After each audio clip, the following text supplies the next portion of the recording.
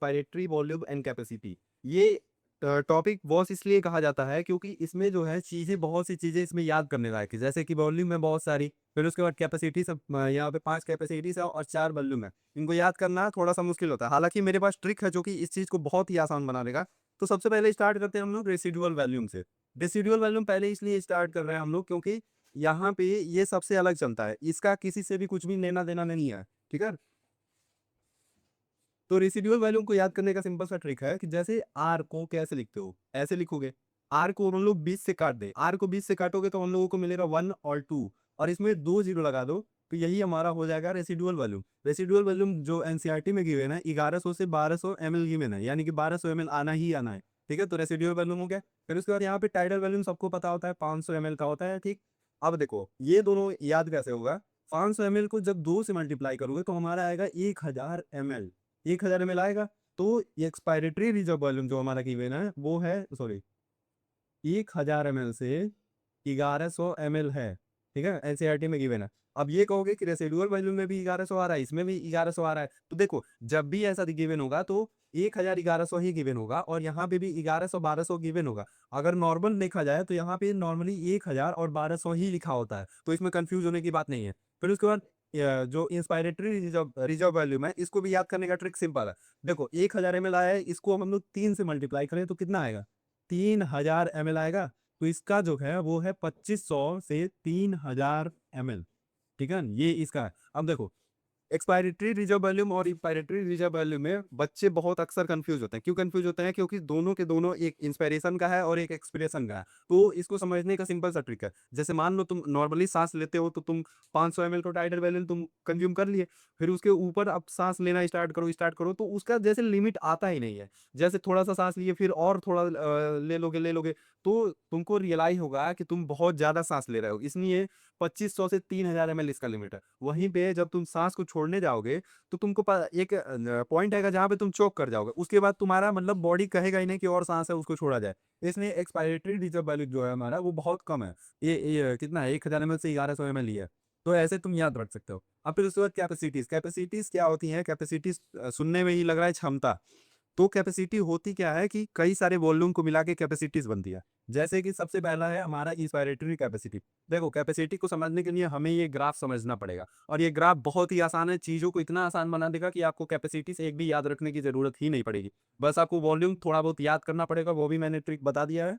देखते हैं। देखो ये जो आपको लाइन दिख रहा है ये है टाइडल वॉल्यूम की लाइन। टाइडल वॉल्यूम की लाइन यानी कि 500 एमएल इसका लिमिट है। ठीक है, तो नॉर्मली मान लो ये 0 पॉइंट है, यहाँ पे हमने ना सांस लिया है ना सांस को छोड़ा है, 0 पॉइंट है।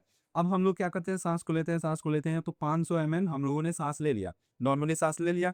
फिर उसके बाद हम लोग जब इसको छोड़ेंगे तो कितना निकलेगा, 500 एमएल ही निकलेगा, क्योंकि जितना लिए उतना दिए, LHS is equal to RHS. ठीक है, अब देखो एक बंदा आता है वो कहता है चलो चैलेंज लगाते हैं, 10 रुपए शर्त लगाते हैं कि देखो देखा जाए कि कौन ज्यादा सांस अंदर अंदर ले ले रहा है।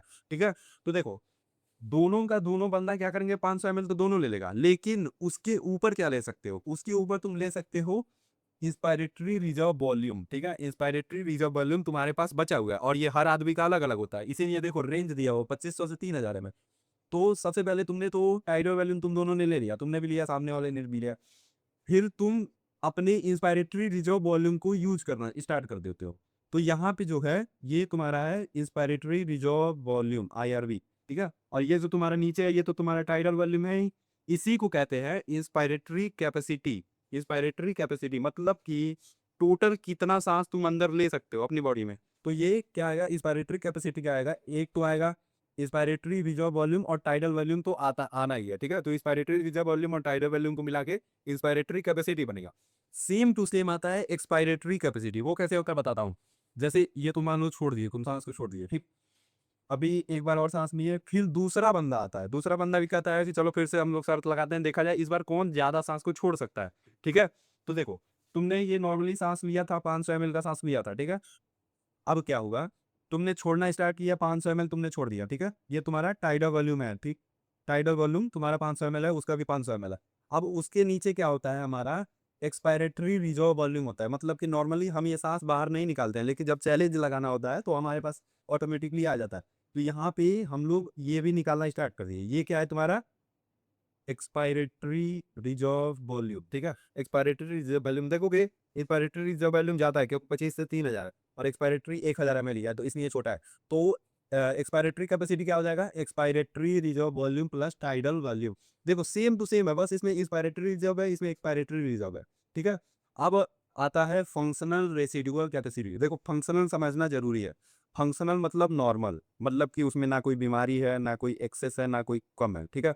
उसको कहते हैं फंक्शनल कंडीशन में है। जैसे क्या कोई मशीन को देखोगे तो कहोगे हाँ बढ़िया तो चल रहा है, उसको फंक्शनल कह दोगे, तो वही होता है फंक्शनल। जब हम लोग नॉर्मली चीजों को कर रहे हैं, ना ना एक्सेस में कर रहे हैं ना कम कर रहे हैं, तो फंक्शनल कंडीशन में हमारा रेसिडुअल कैपेसिटी क्या होगा। देखो रेसिडुअल वैल्यू तो 1200 ml पता है, लेकिन ये वॉल्यूम है। कैपेसिटी तो कई चीजों को मिला के बनेगा। तो नॉर्मली हम लोग क्या करते हैं, 500 ml लेते हैं, 500 ml छोड़ देते हैं। उसके बाद बच क्या है, ये नीचे का इतना पोर्शन तुमको दिख रहा है, ये तुम्हारा हर बार बच जा रहा है, यही है तुम्हारा फंक्शनल रेसिडुअल कैपेसिटी। तो फंक्शनल रेसिडुअल कैपेसिटी क्या है, ये तुम्हारा है expiratory reserve volume, expiratory reserve volume है ये। और उसके नीचे ये जो तुमको डॉटेड लाइन में दिख रहा है, ये है रेसिडुअल वॉल्यूम। रेसिडुअल वॉल्यूम क्या होता है, जो कि पाइप वाइप में फंसा हुआ होता है। मान लो तुम्हारा ये लंग का पाइप है, ट्रैकिया ही है तुम्हारा, तो ये कोलैप्स होगा तभी ना पूरा एयर बाहर आएगा, लेकिन ये कोलैप्स होता नहीं है, मतलब कि कुछ ना कुछ एयर इसमें है, उसी को कहते हैं रेसिडुअल। ये कभी लंग से बाहर ही नहीं आता, 1200 ml हमेशा हमारे लंग में भरा रहता है, ठीक है। तो ये दोनों मिला के बनता है हमारा फंक्शनल रेसिडुअल कैपेसिटी। तो एफ आर सी हमारा क्या होगा, एक तो हमारा एक्सपायरेटरी रिजर्व वॉल्यूम हो जाएगा और रिजर्व वॉल्यूम हो जाएगा। रेसिडुअल वॉल्यूम और एक्सपायरेटरी रिजर्व वॉल्यूम मिलके फंक्शनल रेसिडुअल कैपेसिटी बनाता है।